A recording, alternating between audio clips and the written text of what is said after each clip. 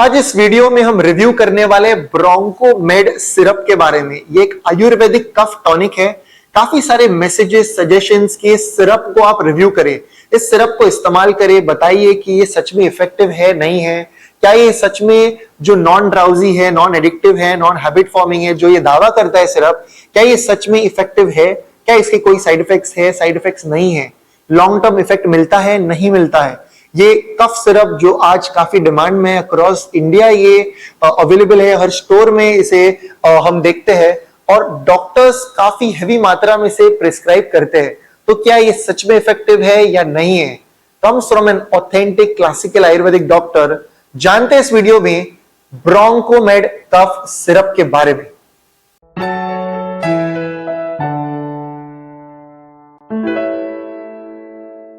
नमस्ते everyone, welcome to Jovees hospital of Ayurveda and aesthetic centre Mumbai. हम बात कर रहे हैं एक्टिवेद इंडिया ब्रोंकोमेड सिरप के बारे में। शुरू करते हैं इसके इंग्रेडिएंट से। पहला इंग्रेडिएंट जब हम यहां पर देखते हैं तो 200 mg है कंटकारी।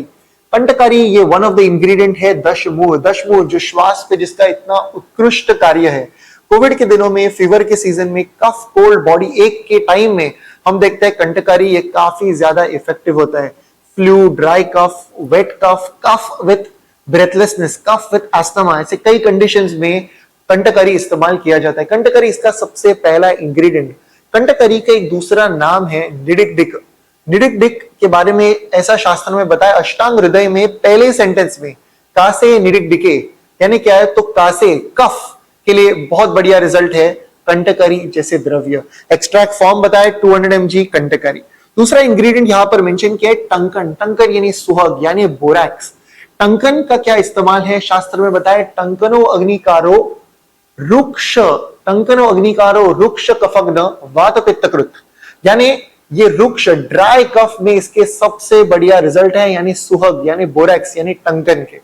इसका तीसरा इंग्रेडिएंट ऐसे बताया है कि ये है मनुका। मनुका यानी ब्लैक रेजिन्स। ब्लैक रेजिन्स हमें पता है कि sleep, healthy sleep, fresh sleep को ये इंड्यूस करता है और पेशेंट्स एक साउंड स्लीप में जाते हैं। पेशेंट्स के मसल के लिए, पेशेंट्स के डाइजेशन के लिए काफी इस्तेमाल होता है मनुका का।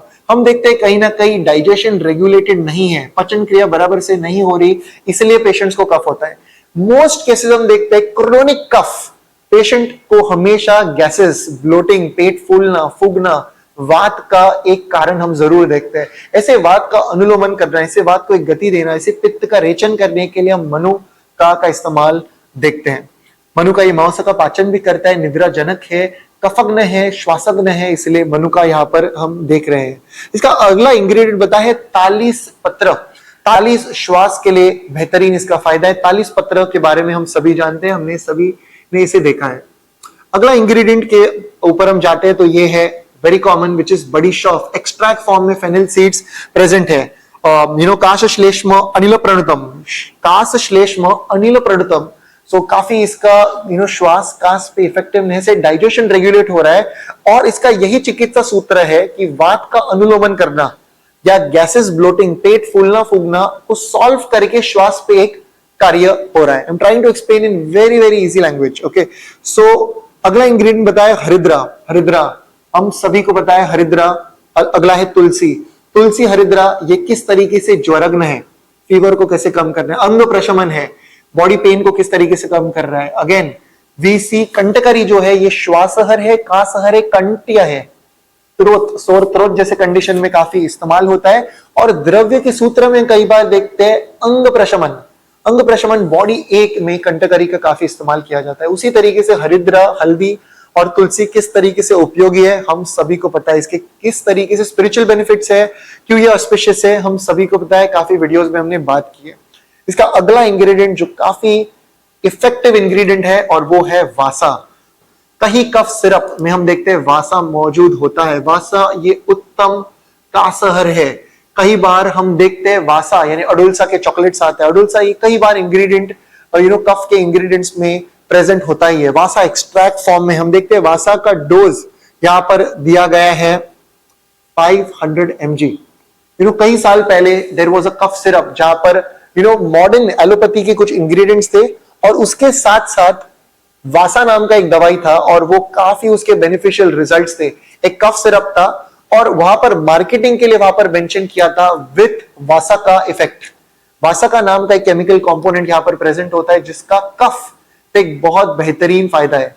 इसके वासोकंस्ट्रिक्टर एक्शन और ब्रोंको डायलेटर एक्शन के लिए ये काफी जाना जाता है। इसके ऊपर रिसर्च किया है वासा के ऊपर।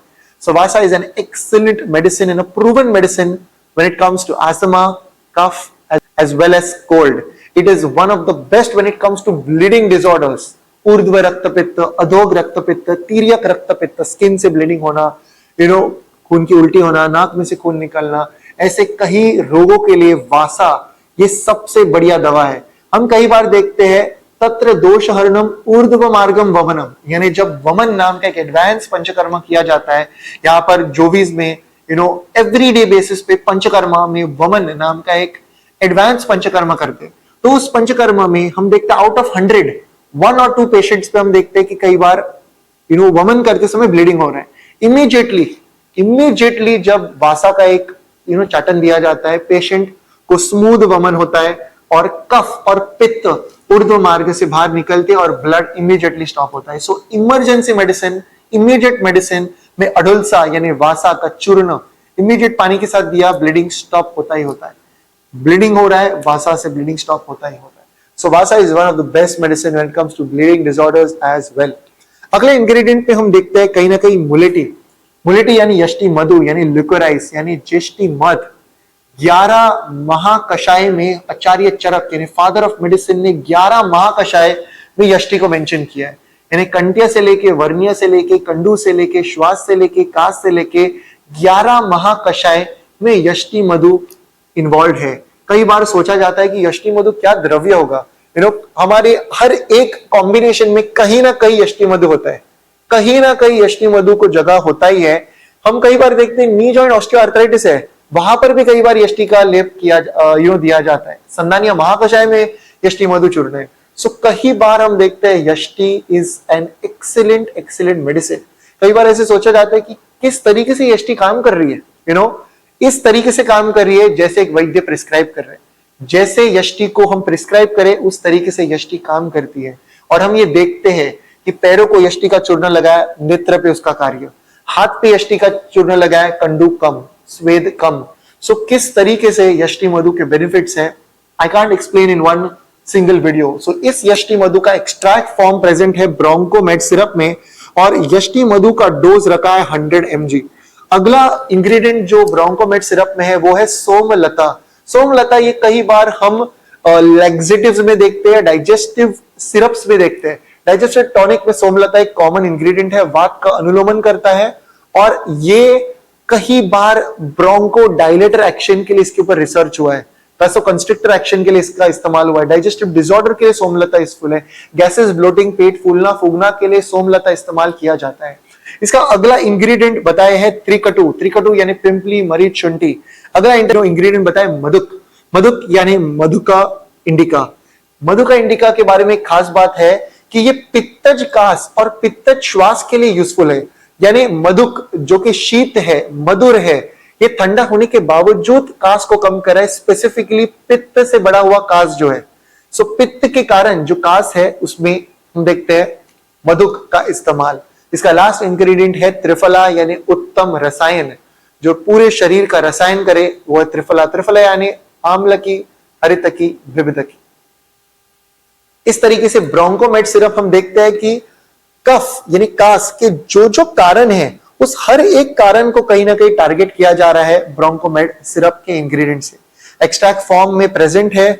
इसमें हम देखते हैं कि एक बॉटल एक कैप भी दिया है डोज के लिए। बच्चों का डोज यहाँ पर मेंशन किया है 1 टीस्पून ट्वाइस और थ्राइस अ डे और एडल्ट डोज मेंशन किया है 2 to 3 टीस्पून ट्वाइस और thrice a day. What is my review? हम देखते हैं ब्रोंकोमेड सिरप ओवर 1000 पेशेंट्स को हमने जब इस्तेमाल किया, वी हैव सीन कि ये हैबिट फॉर्म नहीं हो रहा, इसकी आदत नहीं लग रही। ये ड्राउजी पेशेंट्स नहीं बताते कि ये लेने के बाद ड्राउजी फील हो रहा है, जो कई कफ सिरप के बाद पेशेंट्स बताते कि there is a feeling of drowsiness. हम देखते हैं ब्रोंकोमेड सिरप हैबिट फॉर्मिंग नहीं है, इफेक्टिवनेस जरूर है, पर इसके कुछ साइड इफेक्ट्स भी हैं।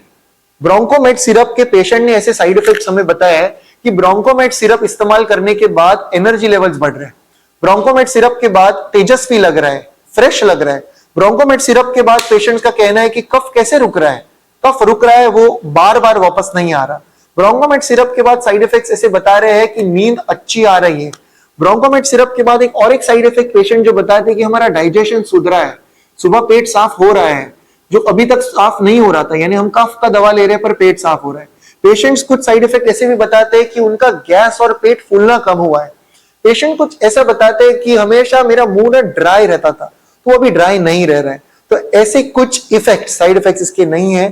काफी इस्तेमाल करने के बाद, काफी टेस्टिंग के बाद हमें पता चला कि इसके कोई साइड इफेक्ट्स नहीं है। बस इसका ओवरडोज, यानी 10 चम्मच दिन में 2 बार, 10 चम्मच दिन में 3 बार, ऐसे डोजेज अगर हो तो फिर थोड़ा ड्राउजी या तो फिर थोड़े मोशन ज्यादा, यानी 1-2 मोशन ज्यादा हो सकते हैं। सो ओवरडोज नहीं करना है। अप टू किस डोज तक हमने इस्तेमाल किया, तो हमने इस्तेमाल किया up to 4 to 5 teaspoon twice और थ्राइस अ डे, ऐसे डोज पे इस्तेमाल करके भी पेशेंट की स्टेबिलिटी हमने देखी है। सो आज अक्रॉस द ग्लोब ये इस्तेमाल किया जा रहा है, स्पेशली इंडिया में। ऑल डॉक्टर्स, पैथी के सभी डॉक्टर्स ब्रोंकोमेड को प्रिस्क्राइब करते हैं, काफी कॉमनली ये अवेलेबल है। आपको कोई भी डाउट्स, क्वेश्चंस इस सिरप के बारे में, आप कुछ चाहते हो कि कोई और प्रोडक्ट को रिव्यू किया जाए after my use on patients, on myself, on my family, so comment section में जरूर पूछिए। ये था आज का वीडियो। Do like and share this video further. Until next time, from Jovees and the team, look impressive, be progressive.